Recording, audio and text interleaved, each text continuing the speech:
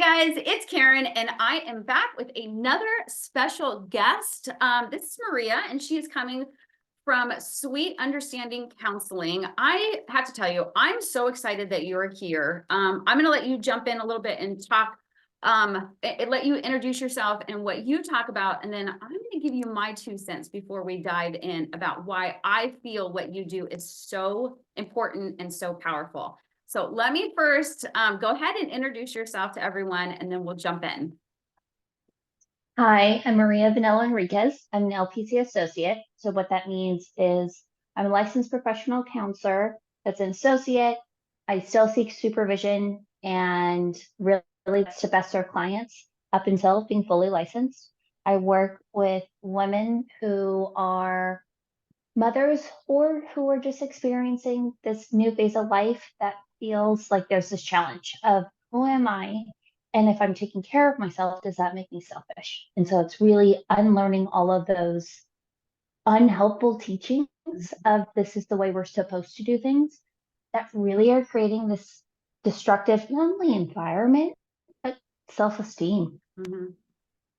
And so you work a lot with women in midlife, which is obviously where I spent really a majority of my time, all of my time is spent with women in midlife. And one of the things that you and I, when we sat down and started talking about was the struggles women face in this new time period. And it really is figuring out who am I now? And so I know as my kids have gotten older and less dependent on me, we only have one at the house and at this point, and she's out on her own doing, working and going to school, and she drives. And so she really is very self-dependent. And so I have all of this new quote unquote free time that I don't know what to do with myself. I've always been a mom and a caretaker.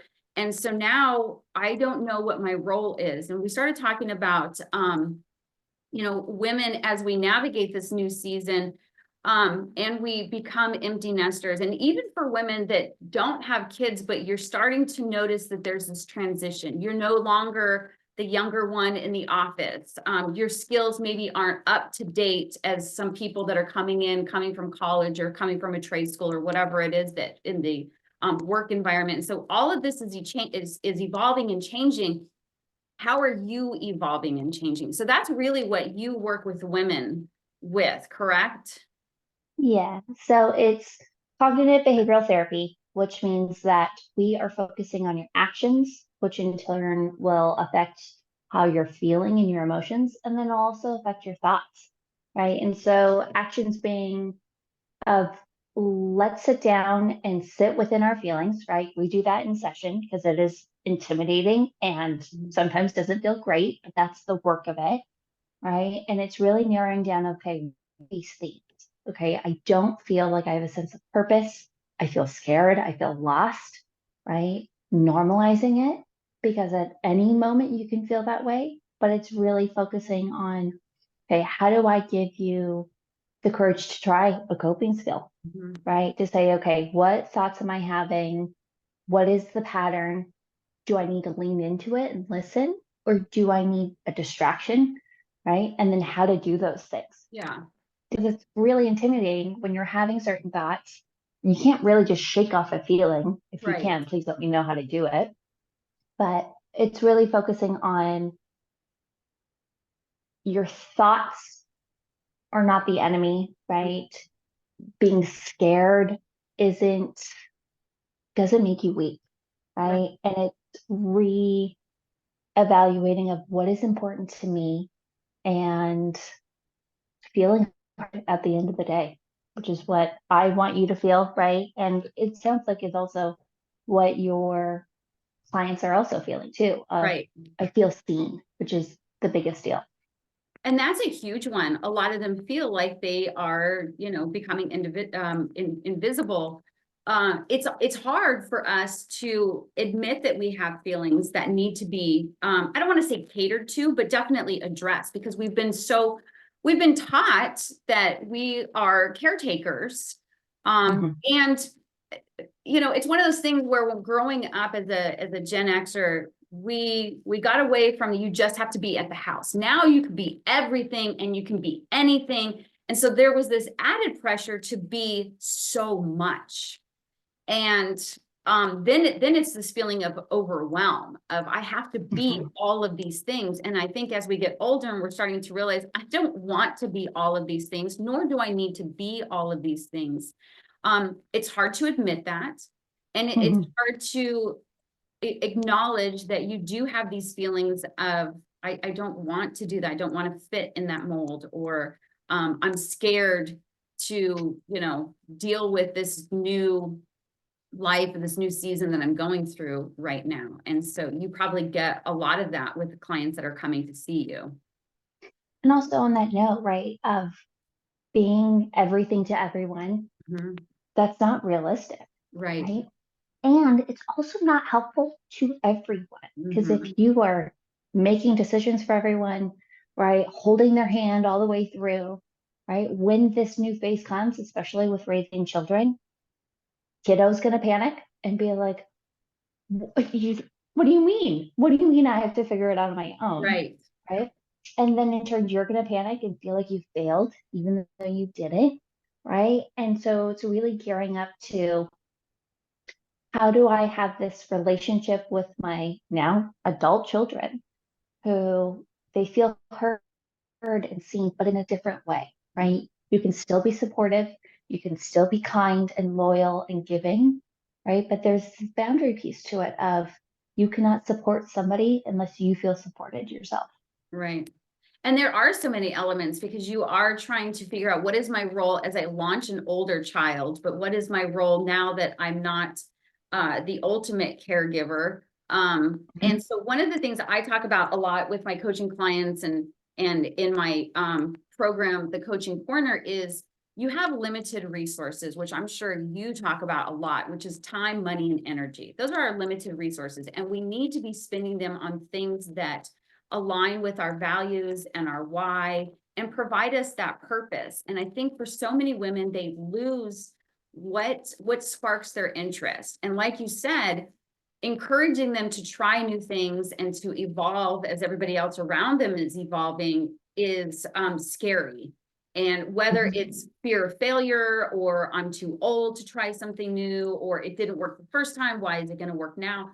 What is your advice when they are struggling to just take that first step to explore who they are now? I would, because I was in a spot, right, of I can't share, right? I can't ask for help, right? Because I was taught that's considered weak, that's inappropriate, right? Of me airing out dirty laundry. And so I had to sit down in terms of, okay, what is this idea serving me, right? It's not, it hurts. I'm upset all the time, right? I feel like I can't talk to anybody. And then also, I feel like I'm putting on a show. Everything's okay, everything's perfect, right? But if you ask me if I'm okay, I'm the first one to break down, because I'm not. Right. Right. And so it's really, it's asking, what have you got to lose? Right. Right. And naming that anxious thought of, well, my kids are going to like me because I'm going to be sharing stuff, and all of these scary thoughts, right? Okay, what is the probability? Okay, your kids aren't going to like you because you're going to therapy and you're asking for help, right?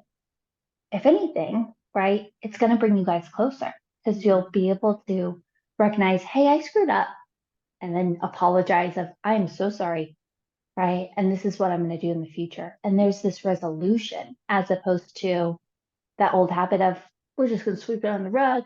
Nothing happened. They're okay. They survived, right? Where it's not about surviving anymore. It's about this ability to thrive and be a person who makes mistakes, because we all do. How else are we going to learn? Yeah. Right. And that's that huge piece too, is that failing and making a mistake are two different things. Right. And just because you made a mistake does not mean you ruined everything. Right.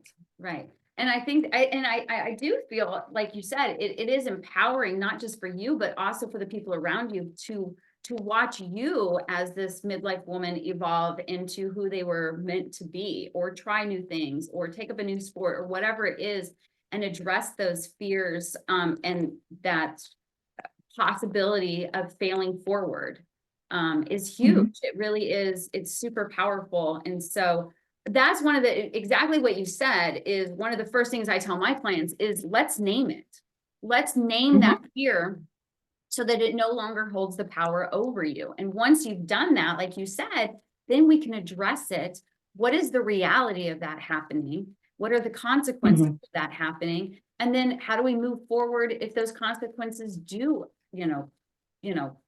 fall into our lap? How do we deal with that? And I think it is so important for women to take the time and the opportunity to learn more about themselves and figure out what gets them up out of the bed every day and what ignites their energy. When you're working with people, do you notice that it's other people that ignite their energy? Is it volunteering? Is it learning a new hobby? What kind of things do you notice your clients are like, you know what, this really made a huge difference in my life? I think feeling a sense of accomplishment and being able to celebrate those small ones, which are not small, right? And so if somebody's experiencing a depressive episode, getting out of bed, that's a win, right? Yes. Washing your face, putting on lotion, that is a win, right? And have it feel like it's not patronizing, right? To call that a win. I Because love that. at the end of the day, right, taking care of yourself is hard. That's why we tend to avoid it, right? Because if it's, I focus on everybody else, right? It's perfect. It's the perfect distraction to where I don't have to feel the way I don't want to feel, right? And to kind of numb out. And so what I found is that celebrating the small wins, right? And then also doing things that make sense for you, right? So I'm not going to tell everybody you should start volunteering, right? But if you have the time and it makes you feel good and it's filling up your cup, please. Yeah. That sounds great, Yeah. right? But if it's energy depleting and you don't have the time and you feel like, oh, now I'm screwed up because I don't want to do this and I'm a bad person. It's not that, right? So it's really going back to the basics of sleep well, right? What can we do within your nighttime routine that you're actually going to go to sleep, right? Without medication. That is a huge deal and something that I've had to figure out for myself, Or right? wine. Yeah. Right. Self-medicating in terms of trying to figure it out, right? And I think starting there, starting at your nighttime routine makes all the difference, right? Because it affects how you're waking up, it affects how you feel midday, and then it affects of like, okay, well, it didn't work, then you're gonna say, screw it, I'm not gonna do this again, Right. right? But it's really another important thing, right? Is if you're seeing a clinician, it's being honest of, hey, that did not work at all.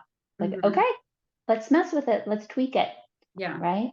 And so, yeah, it's being honest and it's being vulnerable of this is what's going on, because the ultimate goal is that you feel in control, right? Because if we don't feel in control, we're going to grab at things that give us this immediate sense of relief, but it's not real, right? Of like, okay, I'm going to take a sleeping pill, I'm going to go to sleep, and then I'm going to wake up and I'm going to feel better. But are you feeling better? Right. Right? Are you feeling motivated to eat well and to work out and to talk to people and socialize? Right. Right?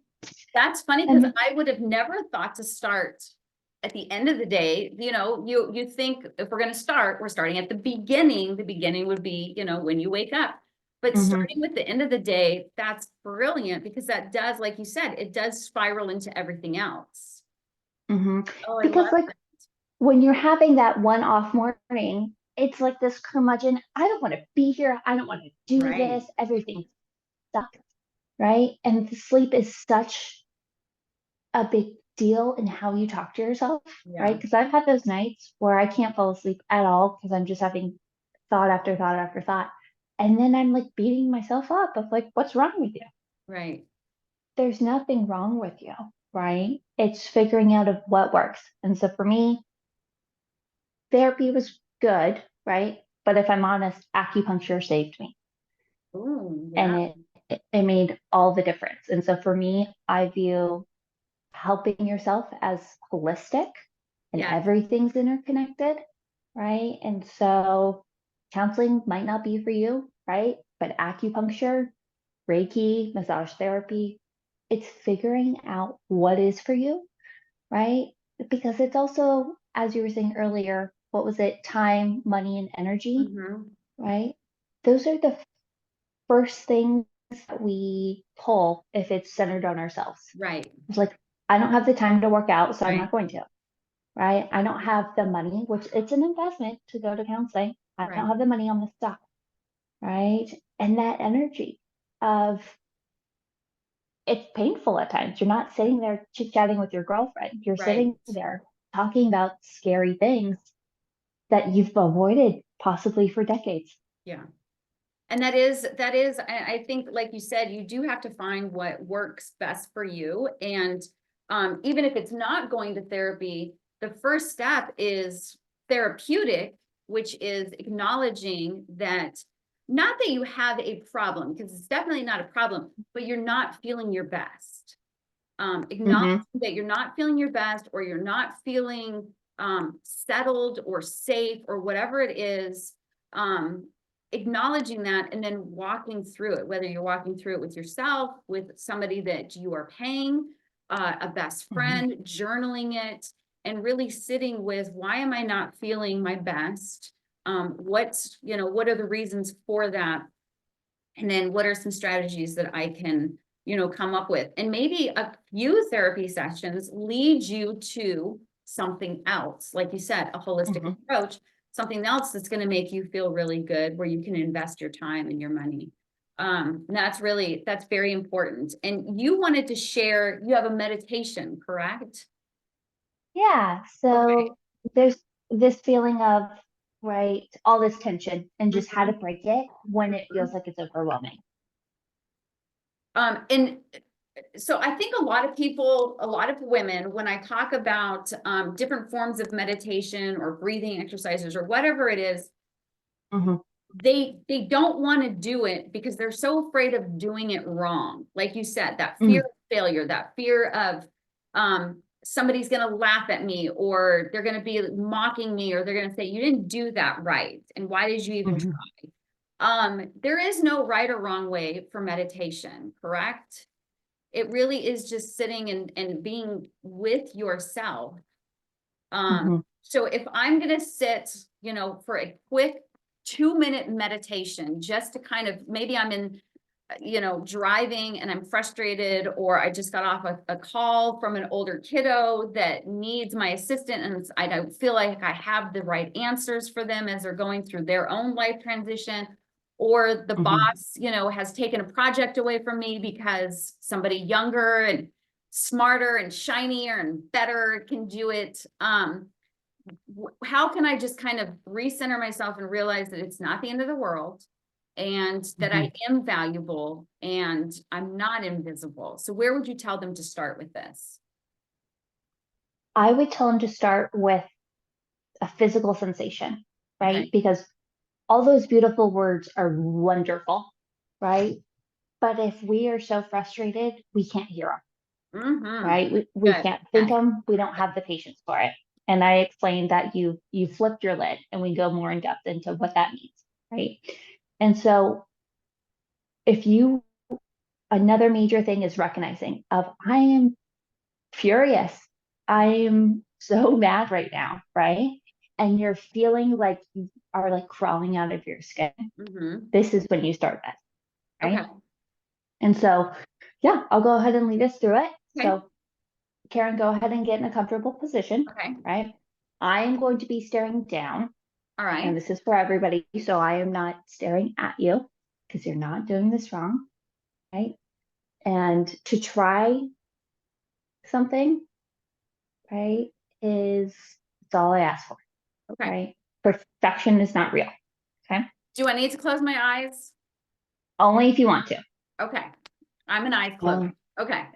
Okay. So we're going to start by taking a deep breath in, deep breath out, deep breath in through our nose and out through our nose.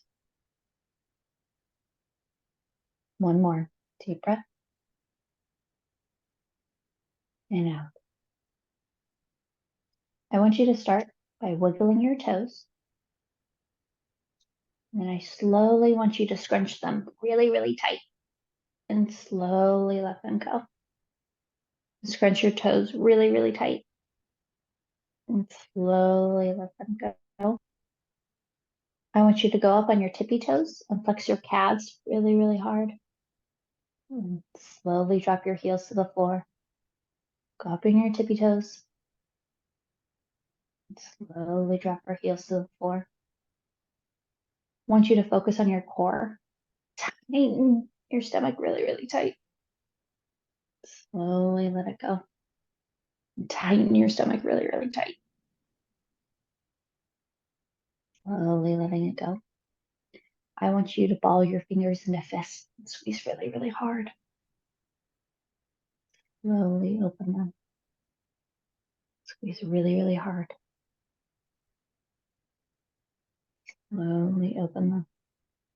This is going to feel really silly, but I'm going to do it too. I want you to flex your biceps really, really hard. Slowly open them. Flex your biceps really, really hard. Slowly relax. Lastly, I want you to raise your shoulders to your ears really, really high and drop them really, really low. Go really, really high. Drop them low. Right now, as we're sitting, any thoughts for your to-do list, anything comes up, I want you to acknowledge it. Remind yourself that you are not going to forget it. I want you to slowly flex whatever muscle feels like you have the most control over. Slowly let it go. Taking one last deep breath in and out. Whenever you're ready, let me know. How did that feel? Yeah, no, you can feel it like come off of you. You're just like, oh, okay. Okay. Mhm. That's a good one. Oh, good. And the reason why it works is it's pairing that physical sense of relief with a Mhm. mental sense of relief, Yeah. right? You feel like you're in control. And my favorite part that I tell clients is that this is something you can do anywhere, right? Yes. But I just go toes to core Yeah. and nobody can see it, Yeah. right? And so if it just feels like everything is going wrong, right? To me, flexing a muscle sometimes is easier than feeling control over your breath, Mm-hmm. right? And so we want to feel in control of these little moments so that you remember that you are not spiraling, Right. Right. Oh, right? I love Because that. Oh, that's great. yeah, there's That's nothing scarier when you feel like you're gonna lose it and right. then you've worked yourself up into losing it.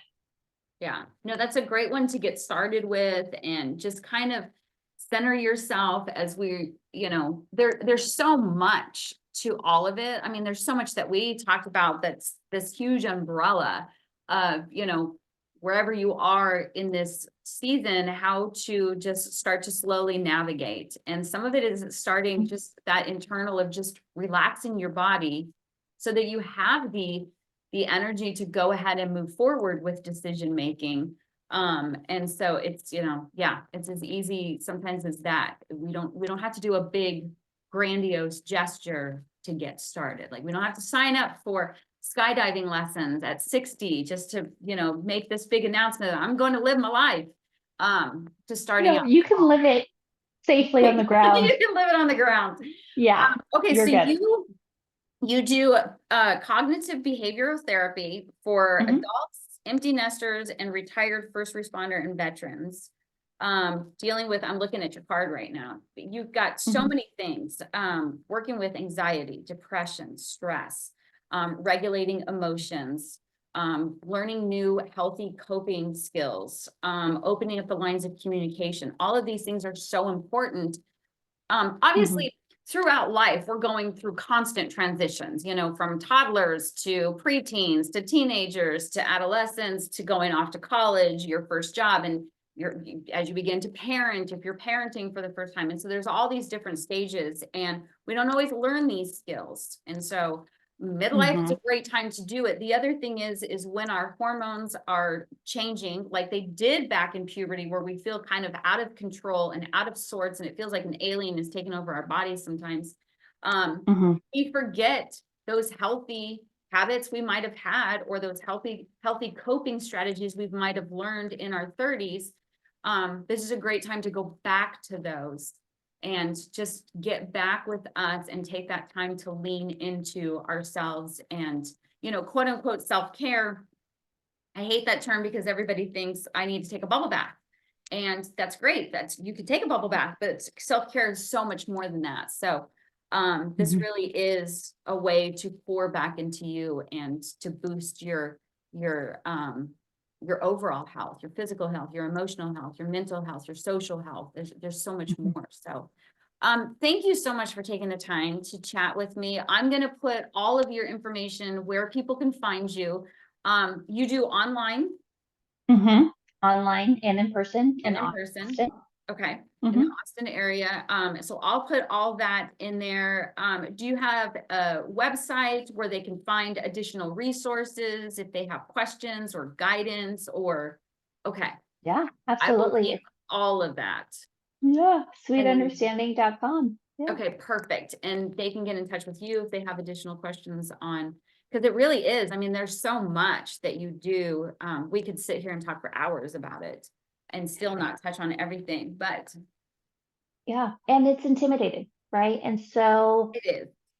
the, the card and everything that I do, right, is we're not fixing everything all at once, Right. right? That's not the goal. It's to make little changes Mhm. that are realistic and that they are going to last, right? As Exactly. long as you're implementing them, or else it's not real.